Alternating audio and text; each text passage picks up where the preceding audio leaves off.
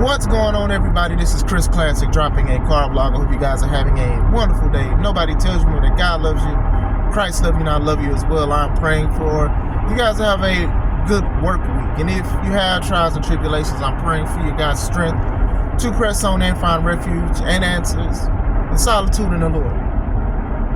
Make sure you subscribe to the Taking Home podcast, where I talk about professional wrestling topics and I interview wrestlers, and I put up my matches as Classic Alpha, professional wrestler of 13 years. Make sure you also subscribe to C3 Ultimate Wrestling. That is me and my wife's professional wrestling company that we unfortunately lost control of, but we are definitely trying to get it back. But in the meantime, still support great wrestling. May 3rd, press start 3, Dyer, Indiana. State line between Illinois and Indiana. Dyer, Indiana. Harold's private venue, press start 3. Tickets are available on Eventbrite, and they are $5 cheaper than at the door. So kids tickets are $5 on Eventbrite. Adult tickets are $10, but at the door, $5 upcharge. So it'll be $15 for adults and $10 for kids at the door. So make sure you get those discounts now. I wanted to talk about a lot of things that happened in Elimination Chamber. I think Elimination Chamber was very good. I think that the dynamic and how anything could shift into WrestleMania, they delivered. Regardless if it's predictable and unpredictable, because I know a lot of people is like, oh, well, this was predictable. Hey, to each their own. But to me, I enjoyed the product. Probably gonna be a busy week of talking about what ifs and all kind of stuff, and I'm fine with that. Look, if nothing happens from what I assume is going to happen, that is fine. Like I said, even last year with dirt sheets and stuff, a lot of people was like, such and such is going to go against this person, or such and such contract is up, or they're going to cancel this. Look, and a lot of them are still canceling stuff in post now. So that's what I'm saying. Like, it's okay to be wrong. It's okay to sit back and look at stuff. So now, what ifs are fine. You know, I don't know anybody in that's in backstage and stuff. I mean, I'm not asking them. I wouldn't ask them even if I did know, because I want to enjoy the product. But we can also talk about what ifs. We can also talk about these kind of things. But like when it comes to being right, some people are going to the ridiculous amount of measures to just try to be right, and they wind up being wrong because they don't work there. So I digress. I wanted to talk about Jade putting hands, feet, and chrome wig on Naomi and what that may entail in the future. Women's Elimination Chamber match started first, and before Naomi and Liv get locked up, Jade comes out in fighting gear. And what people noticed, I'm not going to sit here and say I didn't pay attention to it, but a lot of people have been talking about it, was that when Jade's music was hit and she was coming out, Bianca was taking her jacket off. She was taking her coat. She was taking her mink. She was taking her Adriana first. Fashion like new design. Anyway, she took her fur off, her mink. And basically, Naomi was looking a little lost. So, now, from the outside looking in, it's looking like Naomi might have been the one who put Jade through the car. But then you could also say that Bianca had something to do with it and she thinks that it's Naomi. This is interesting to me. I think it's very interesting to when sometimes you just don't know. I know a lot of people say that they know, and if you do, good for you. But still, that is a good dynamic. It makes you want to look at stuff over and over to make sure you're not missing any detail. Even with The Rock in a Cena situation of how The Rock was doing the hustle, loyalty, respect symbol, and people thought it meant something else. You know what I'm saying? So that's pretty good. I think that's pretty interesting dynamic. Now, Jade and Bianca, I don't think they're obviously going to go against each other at WrestleMania, because Bianca is going to challenge Rhea. I know Rhea's going against Io Sky, but we know that Rhea's going to win. You know what I'm saying? You know, no offense. We just know, this is a match that people have been waiting for. They faced each other before at a takeover, Black History Month.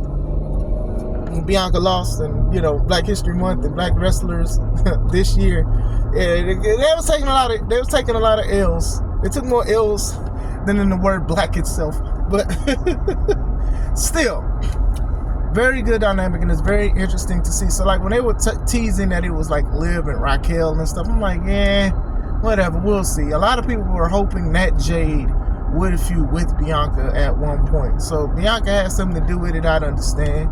If Naomi and Bianca, that'd be cool too. If Jade and Naomi face each other at WrestleMania, that's also fine. You'll have a lot of women's matches and stuff.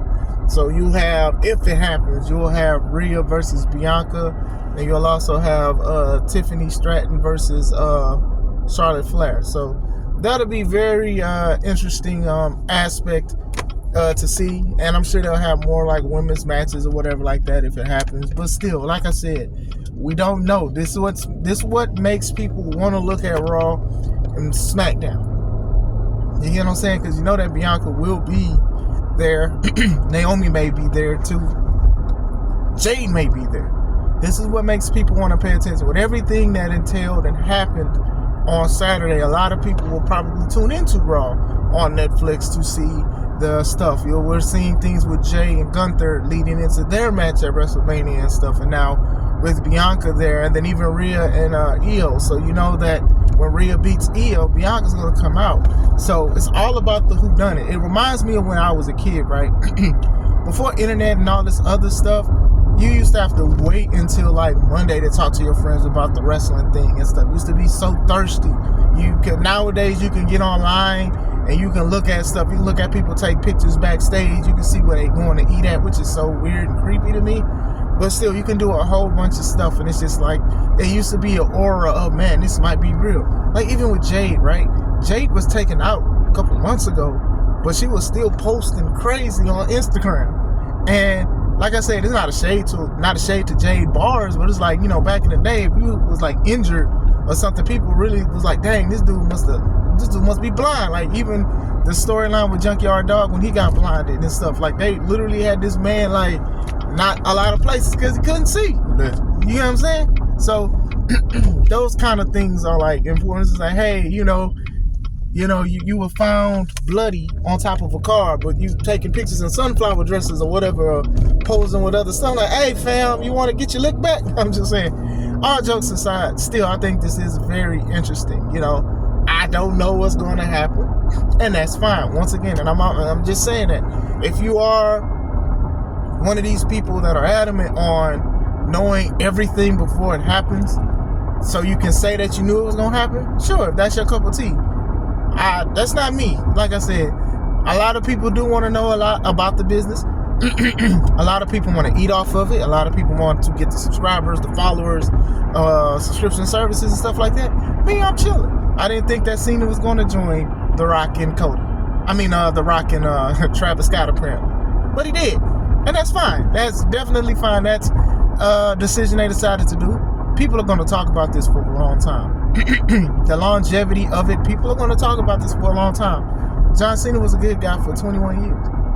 They may talk about this Jade, Bianca, and Naomi angle. Who knows? Depends on how they spin it. Because why would Jade just attack Naomi?